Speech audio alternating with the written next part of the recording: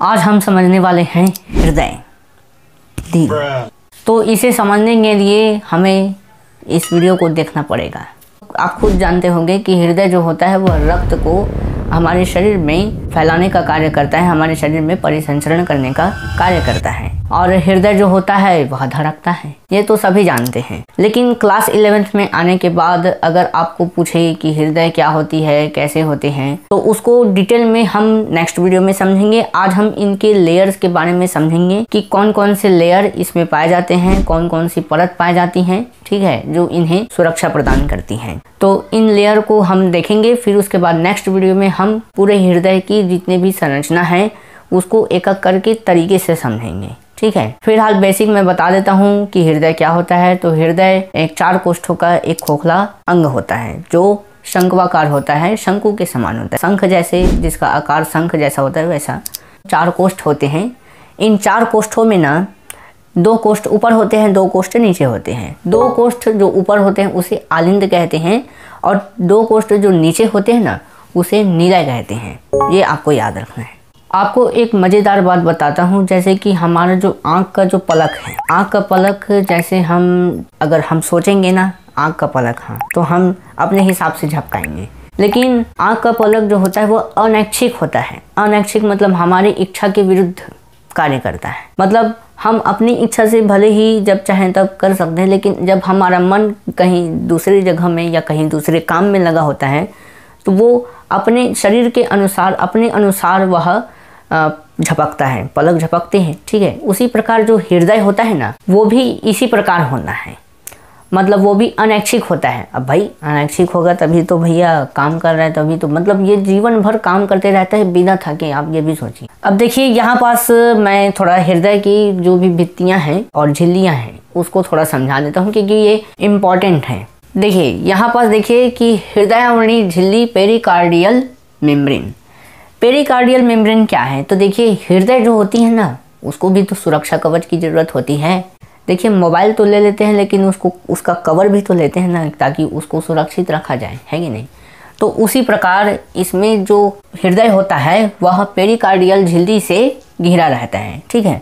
अब पेरिकार्डियल झिल्ली की, जैसे कि पेरिकार्डियल झिल्ली एक नाम है, ठीक है, लेकिन पेरिकार्डियल झिल्ली की ऊपरी सतह को विसरल स्तर कहते हैं, विसरल लेयर कहते हैं। पेरिकार्डियल है, जैसे कि मान लेते हैं पेरिकार्डियल झिल्ली है, तो उसकी ऊपरी सतह को हम क्या कहेंगे? विसरल स्तर कहेंगे।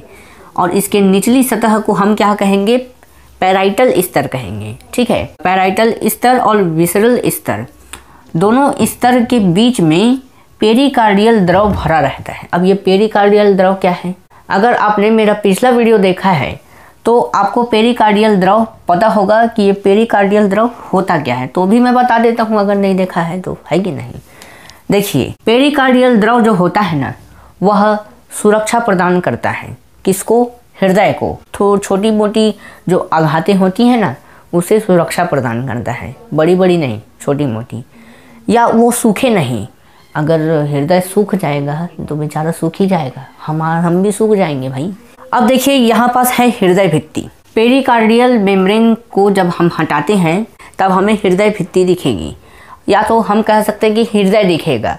लेकिन हृदय उसके बाद भी, मतलब पेरिकार्डियल मेम्ब्रेन के बाद भी हृदय भित्ति से घिरा रहता है हृदय। अब ये हृदय भित्ति के बाद हृदय गुहा आती है। हृदय गुहा मतलब ये 4 कोष्ठ, ये चारों कोष्ठ दिखाई देंगे आपको। किसके बाद? हृदय भित्ति, हृदय के बाद, ठीक है।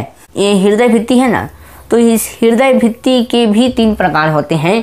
उसको थोड़ा सा देख लेते हैं फिर खत्म करेंगे इसको, ठीक है। देखिए अब हम समझते हैं कि हृदय भित्ति के भी 3 प्रकार होते हैं उसको, ठीक है। तो हृदय भित्ति के 3 प्रकार होते हैं। पहला है एपिकार्डियम, दूसरा है मेसोकार्डियम और तीसरा है एंडोकार्डियम। एपिकार्डियम मतलब सबसे ऊपरी परत, मतलब हृदय भित्ति जो है उसके ऊपरी स्तर को एपिकार्डियम कहते हैं, ऐसा आप समझिए। ये संयोजी ऊतक का बना होता है और यह आघातों से रक्षा करता है, सुरक्षा कवच की तरह। अब देखिए यहाँ पास है मेसोकार्डियम। मेसोकार्डियम जो होता है ना वह मध्य स्तर होता है, मध्य स्तर। किसका? हृदय भित्ति का, ठीक है। एंडोकार्डियम, एंडोकार्डियम जो मेसोकार्डियम के नीचे होता है, एंडोकार्डियम सबसे एंड या एंड, हाँ कह सकते हैं। और हृदय की जो भित्ति है वह इसी से निर्माण होती है, ऐसा आप समझिए। ठीक है। अब यहाँ पास एक चीज और है, जैसे कि मेसोकार्डियम है, यह ऐसे मांसपेशी से होती है, मतलब मांसपेशी से बनी होती है जो ऐच्छिक भी होती है और अनैच्छिक भी होती है, मतलब हमारे इच्छा के विरुद्ध भी होती है और अविरुद्ध भी होती है। तो वो उन दोनों को धारण किए रहती है या उन दोनों पेशियों से मिलकर बनी होती है मेसोकार्डियम। आशा करता हूँ दोस्तों यह वीडियो आपको बहुत बहुत बहुत बहुत ज़्यादा पसंद आया होगा। तो मैं थोड़ा एंटरटेनमेंट के साथ पढ़ाने की कोशिश किया होगा, तो अगर आपको पसंद आया तो लाइक कीजिए, सब्सक्राइब कीजिए और साथ साथ मेरा इस वाले वीडियो को देखिए ताकि आपको पता चले कि मैं पिछले वीडियो में क्या पढ़ाया था आपको। ठीक है, तो मिलते हैं उसी वीडियो में या मिलते हैं नेक्स्ट वीडियो में। तब तक के लिए जय श्री राम दोस्तों, जय जय श्री राम दोस्तों, जय।